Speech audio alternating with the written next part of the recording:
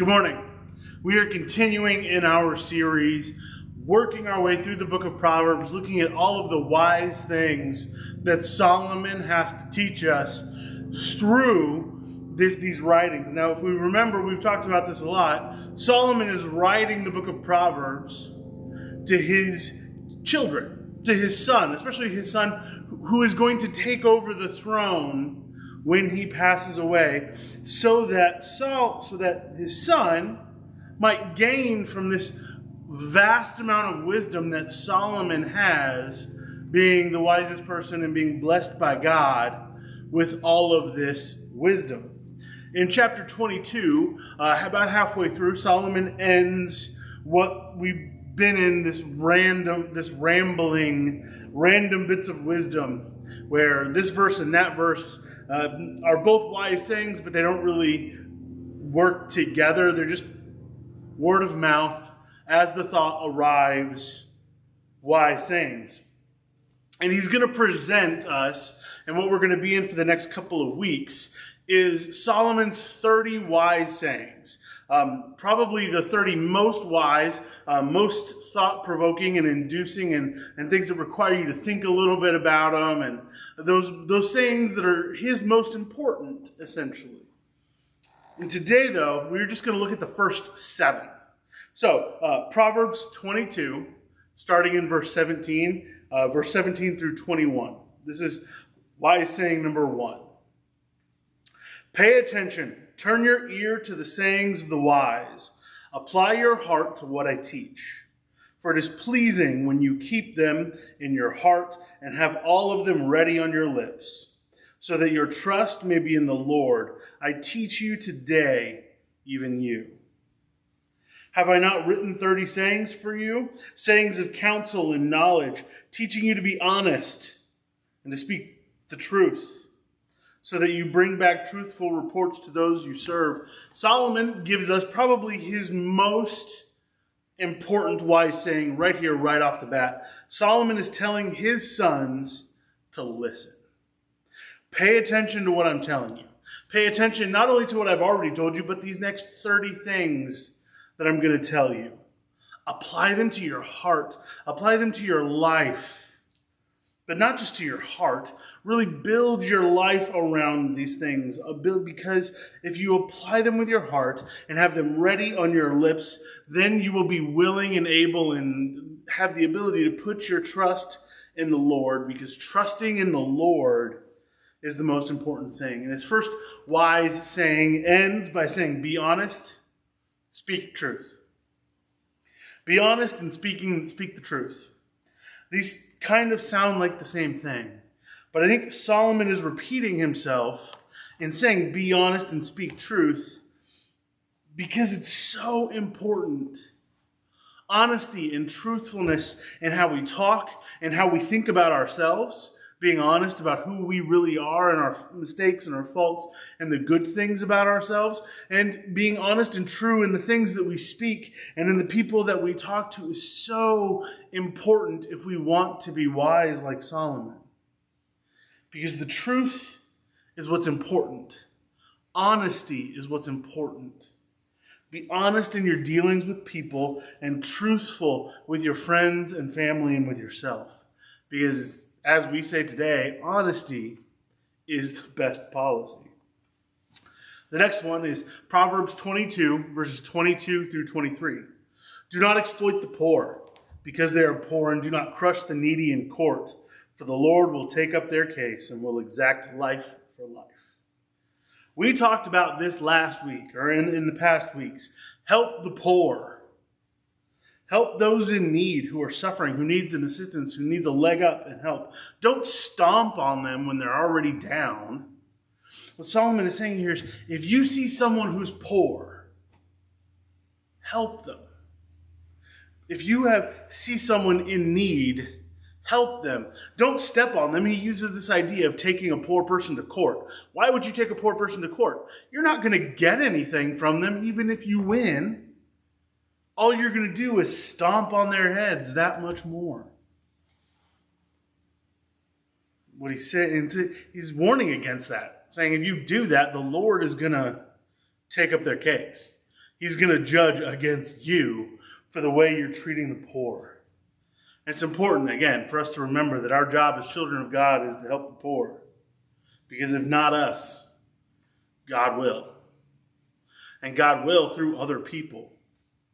But the important thing for us to know, the important thing for us to understand there, is if you see a need, if you see somebody poor, if you see somebody downtrodden and destitute, and you have the ability to help them, do so. Because that's God working through you in the life of that poor or needy person. Proverbs 22, verses 24 and 25. Do not make friends with a hot-tempered person. Do not associate with one easily angered, or you may learn their ways and get ensnared yourself. Be careful who you make friends with. Solomon uses this idea of a hot-tempered person. Have you guys ever seen this situation play out in real life? Have you ever seen this happen? Where something happens, a car accident, something, and somebody gets upset. And you have one person who's real mad, real upset about a situation, whether they are righteous in their anger or not so righteous in their anger. They just go from 0 to 60, they're mad real quick. And they're so mad and they're so angry and they're getting all of these other people around them through their anger and through their speech because they're so mad they're getting all these other people around them, and those other people start to get angry as well. Start to get upset and mad, whether it's a righteous anger or not. This group anger develops, and eventually you've got a mob of angry people, half of whom don't even know why they were angry in the first place. Why are you angry? Well, I don't know. That guy's angry and everyone else is angry with him, so they all must be angry about something. And if we're not careful, the company that we keep can draw us in to situations through anger or jump to emotion or jump to quickness that can drag us down, that can get us involved in something that has nothing to do with us, that's not our business. And so Solomon here is saying, watch who you hang around, who your friends are. Find even-keeled people, people who know how to keep their heads in a crisis, that aren't easily angered or easily upset by small little things. So that in the middle of the storm, in the middle of the mob, in the middle of the craziness that is this world, you have places where you can go to seek even advice, to seek calm advice from wise people. Proverbs 22, verses 26 through 27. Do not be one who shakes hands in pledge or puts up security for debts. If you lack the means to pay, your very bed will be snatched from under you. Be careful with debt. That's what Solomon's saying here. Now, there's a lot, especially in our church world, there's a lot of voices that talk about debt. You have the people who are the Dave Ramsey followers. I like Dave Ramsey. I think he's got some really good thoughts on stuff. And they are very anti-100% debt. But in our world today, you also have this other side of people who think debt is a tool that can be used for good things. Solomon, in this verse, doesn't take a stance one way or the other. Really, all he's saying is be careful. It says, do not be the one who shakes hands in pledge or puts security up for debts. That is, don't say, hey, if you loan me this amount of money, I will give you this thing if I don't pay.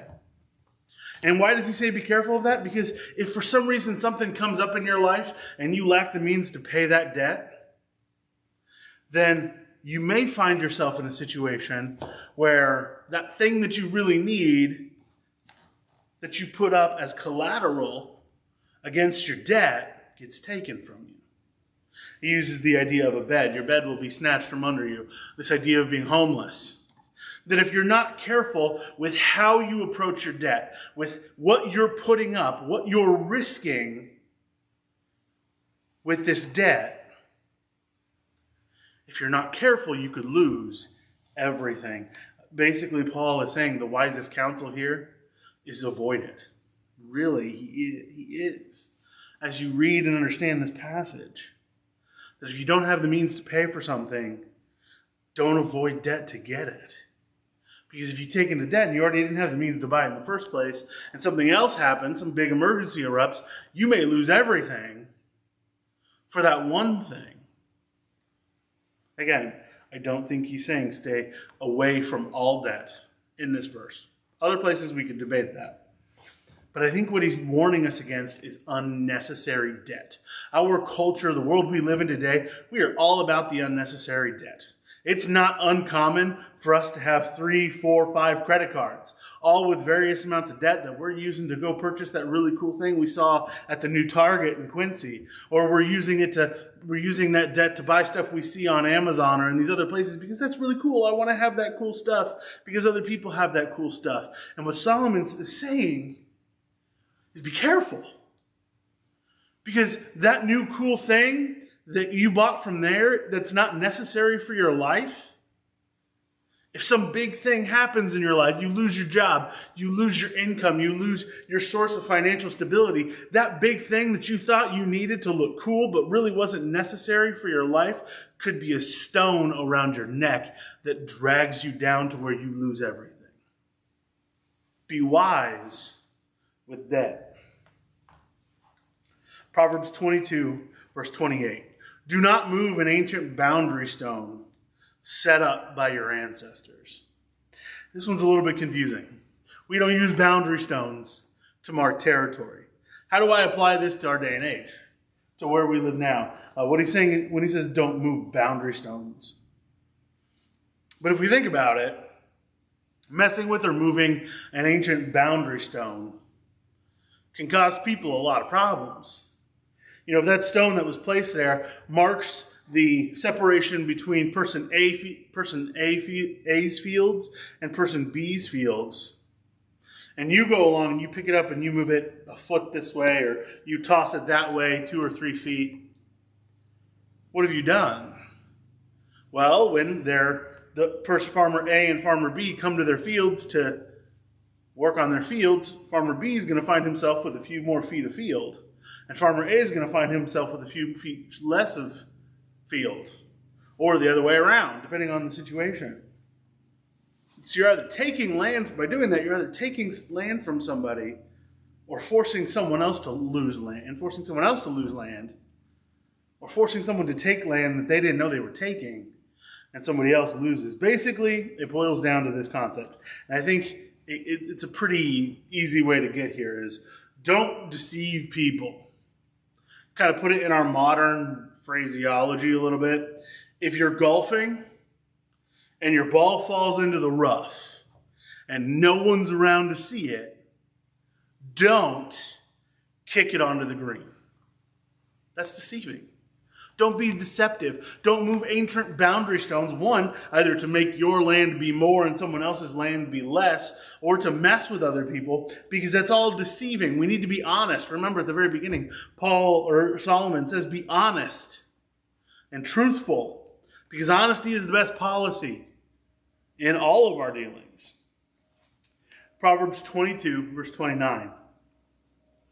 Do you see someone skilled in their work? They will serve before kings. They will not serve before officials of low rank. Quality, this is what Dwayne Garrett, he writes a commentary, the New American Commentary on Proverbs and Ecclesiastes. This is how he puts it.